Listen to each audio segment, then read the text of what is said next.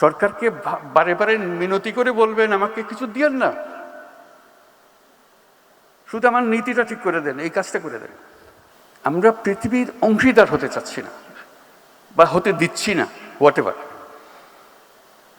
আমরা পৃথিবীর নাগরিক। এই প্রযুক্তি আমাদেরকে পৃথিবীর নাগরিক করেছে। আমি যেটা করি সেটা ইউরোপের কাজে লাগে। আমি যেটা ভাবি সেটাতে পুরো মহাদেশ পরিবর্তন হয়ে যায়। আমি শুধু আমার গ্রামে করলাম, সন্তুষ্ট হয়ে গেল। গ্রামে যেটা করেছি সেটা পৃথিবীর জিনিস। এই প্রযুক্তি আমাকে সেই প্রকাশ করার সুবিধা দিচ্ছে, যোগাযোগের সুবিধা দিচ্ছে। সেটা আমরা কিভাবে নিয়ে যাব, এটাই হলো বিষয়। তারপরে আমরা একটা জিনিস বরাবর রিপিট করে যাই, এটার বিরুদ্ধে আমি আমার কথাটা বলেই যাচ্ছি, আজকেও আবার বলবো। আমাদের আশ্বাস হলো সবার জন্য চাকরি দেব। ধরে নিয়েছি মানুষকে চাকরি করতে হবে, ভাগ্যে আর কিছু নাই। আমি সবাই বোঝানোর চেষ্টা করছি এটা কি সম্পূর্ণ ভুল জিনিস। এই চাকরির বিষয়টা এসছে দাসপ্রথার থেকে।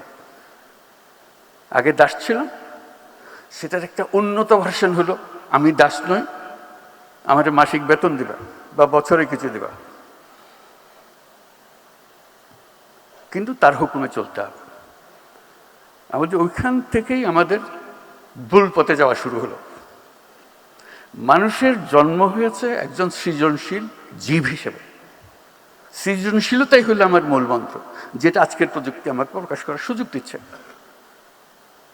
আমার আবার এই প্রযুক্তিকে এনে আবার দাসপ্রথাতে ঢুকিয়ে দিচ্ছে, যে তোমাকে চাকরি করতে হবে, কোম্পানিতে চাকরি করতে হবে। প্রযুক্তি যেখানে আমাকে মুক্তি দিচ্ছে, আমি আমার কনসেপ্ট দিয়ে তারা আবার উল্টা ফেরত পাঠাচ্ছি। আমার তো সুযোগ আসলো, বিরাট সুযোগ আসলো। যে কোনো মুহূর্তে আমি এখন আমার নিজস্ব কর্মকাণ্ড সৃষ্টি করতে পারি, আমি উদ্যোক্তা হতে পারি। সেটাতে আমরা নিয়ে যেতে পারছি না। কাজে আজকে যদি এই মন্ত্রণালয়ে কোনো সার্থকতা থাকে, সেই সার্থকতা হলো দেশের মানুষকে, ইয়াং জেনারেশনকে চ্যালেঞ্জ দেওয়া, কে কে উদ্যোক্তা হতে চাও, আমরা তোমাদের পেছনে আছি, সেটা কর। তরুণদের মধ্যে কত শতাংশ উদ্যোক্তা হলো প্রতি বছর নতুন, সেটা দেখানোই হলো এই মন্ত্রণালয়ের সার্থকতা। এবং তার গোড়াটা হলো প্রযুক্তি। আমরা খালি সরকারের কাছ থেকে এটা দিতে হবে, ওটা দিতে হবে, বিশেষ করে টাকা দিতে হবে, জমি দিতে হবে, হবে তো অবশ্যই লাগবে। কিন্তু যেই সরকার এটা দিতে শুরু করে, ভুল লোকগুলোর সামনে এসে দাঁড়ায়, ওরা সেটা তারা নিয়ে যায়, আসল লোক আর পায় না।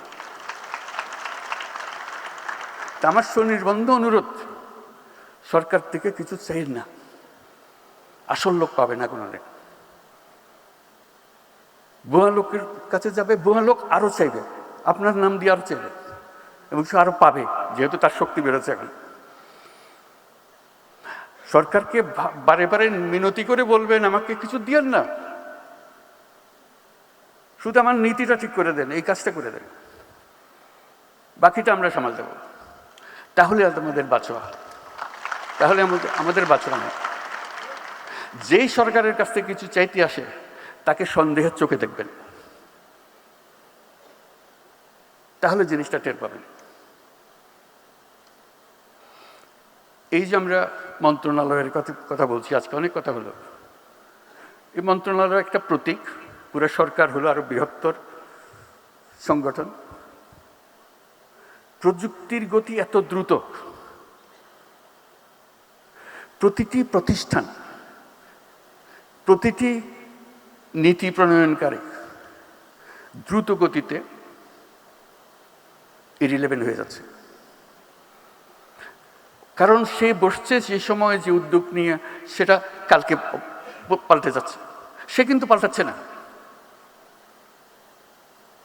কাছেই ওই পথে নিয়ে যেতে হলে ওই যারা চোখে দেখছে পরিবর্তনগুলো, তাদেরকে ঠেলে ঠেলে এদেরকে নিয়ে যেতে হবে।